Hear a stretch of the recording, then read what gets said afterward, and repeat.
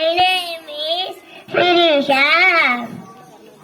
I am studying in LKG. My school name is Goran Nursery and Primary School, Asugarium. திருக்குறளை எழுதியவர் திருவள்ளுவர். அன்பினால் எல்லாம் சமப்புரிய அன்புடைய என்போருடைய பிறகு